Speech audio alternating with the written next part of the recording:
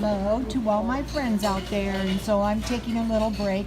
And so I've been watching videos, and some of the videos are on credit. And I thought, I don't agree with what you guys are saying, not one bit.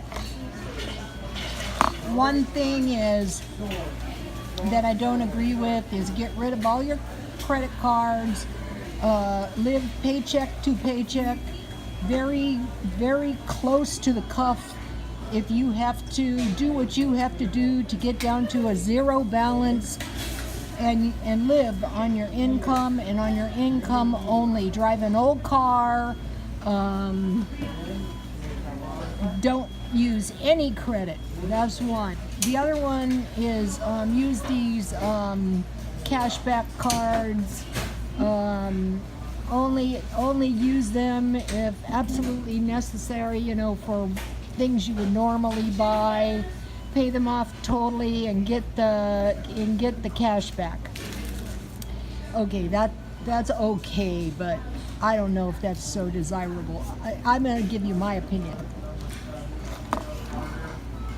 Get the best cards you can. Get Chase Bank, get Citibank, get Discover. Drop all the crap cards and drive your credit card limits up as high as you can. One way you could do it, I'm not saying to do this, but one way you could do it is you could live totally off your credit card. Say you did that for 5 years and you had all your money and you had your debt. One, it shows exactly what your expenses are, and you would have all your money, basically. You would save all of your money and you would live on the credit cards. You have to be financially fit enough to pay the balances, okay? And then, along comes a big storm, your house is wiped out, you don't have any house, but you have your money in the bank because you saved all your money and you lived on credit. Or in the state of California, the houses are inflated. The bank doesn't want your inflated house. Good luck. Go in there and get a home equity loan. One time, I told everyone, it was California Coast, the credit union, run down there and refinance the houses. The rates were low. We were the only one that actually did it. So, you want to have credit, in case you need money. When I was getting ready to retire, I had a banker, and he said, drive your limits up to $100,000 before you retire. At that time, I didn't even have a $200 Visa card. Nothing. Because, I was raised never a lender or a borrower B. Oh, good luck. Why don't you get to about 65 years old, and then I know somebody, this is awful, she really needed the money.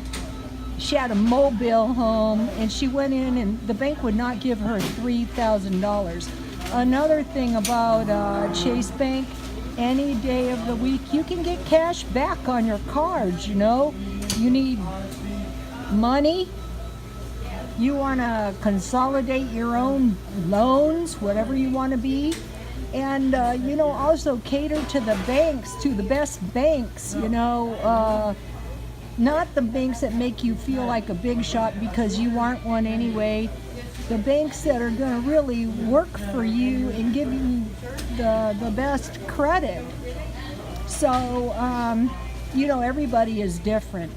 Everybody is different with their money. I'm very cheap, but one thing I realize is that interest is not going to eat you up because you're not borrowing that much money. You're just a small fry. You're just trying to,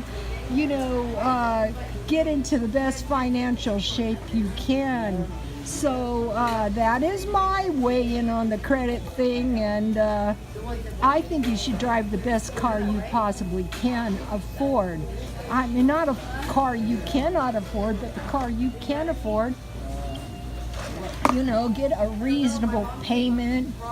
For years I was driving a rat trap car. It made my life miserable.